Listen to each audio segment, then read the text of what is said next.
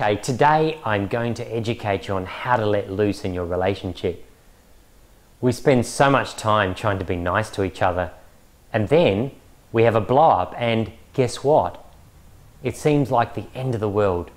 We also don't know how to deal with emotions after we release them. The problem is how we release emotions. As you can see, we are skin bags of emotion. That's not going to change. We are emotional beings. The quicker you accept that, the easier it will become in the relationship. Don't judge yourself or each other for being emotional. Roll with it. In fact, I'm going to educate you both on how to control emotion out of your minds without having to blow up your relationship in the process. That would be nice, wouldn't it? Not blowing up your relationship, that is. When Jennifer first saw me for the first time, she complained that John was a closed book and he rarely opened up. She was frustrated because he rarely wanted to talk about meaningful things. He'd then get pushed to the point that he would blow up. John was an engineer and he was brought up in a family where emotions weren't shown much. It was totally natural for him to hold emotions in.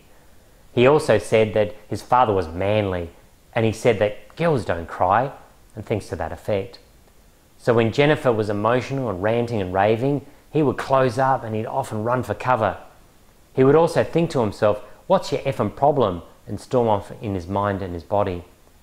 Now, the interesting thing about this couple is John's personal experience. He told me that when he was 19, he fell in love with a girl and the relationship was going swimmingly for the first 6 months. They were driving home along a busy main road one day and he was arguing with her.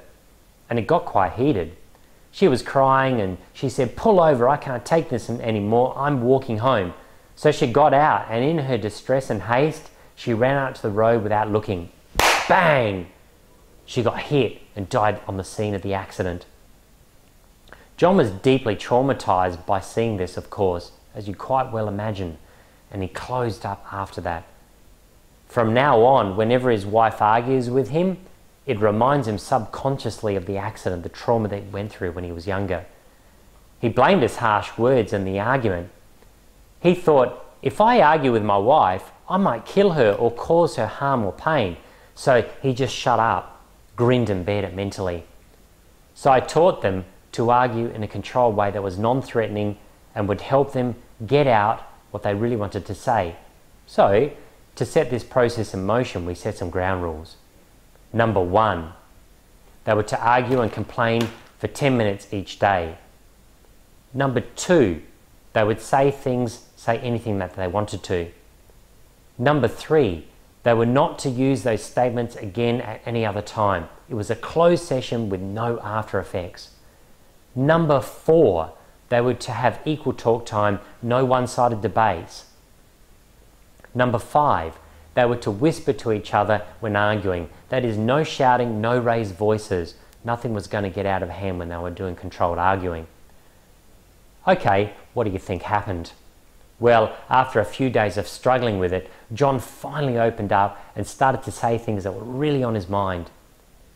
Jennifer felt more relaxed with complaints, which were quiet but slightly disturbing. After all, she didn't know he resented her after taking showers for 10 minutes each day. You wouldn't believe that, but it was true.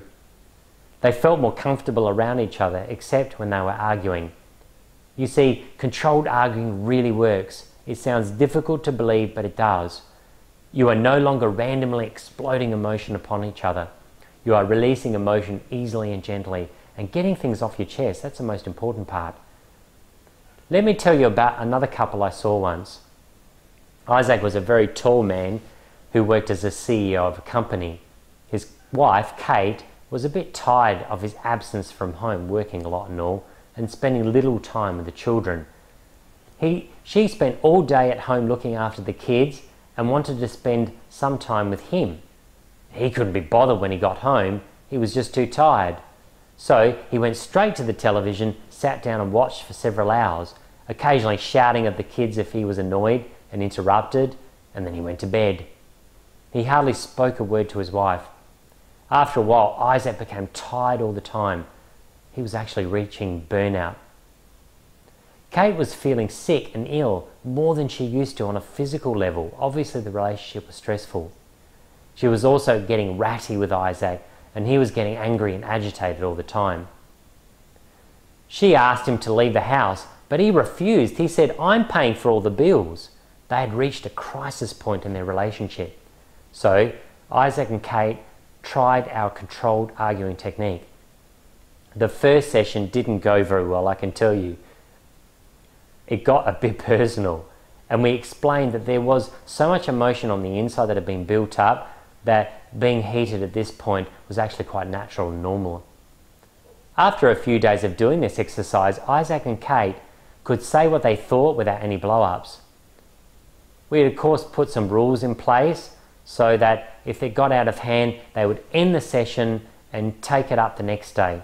We didn't want it to get too much out of hand. We also got Isaac to sit on a lower chair than Kate, so she wouldn't feel like he was looking down on her. That is, he wouldn't intimidate her.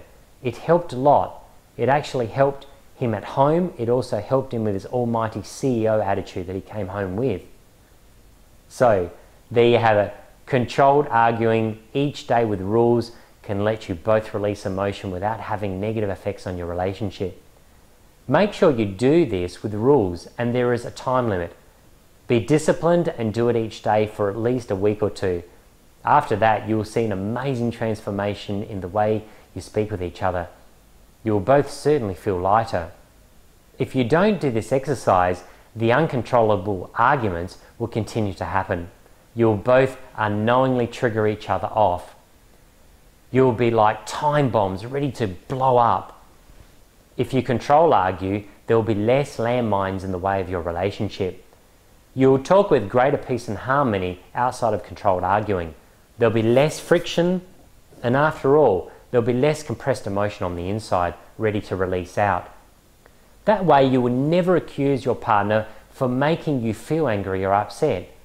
So, clear the landmines in your relationship, starting right now by doing this controlled argumentative strategy on a day-to-day basis.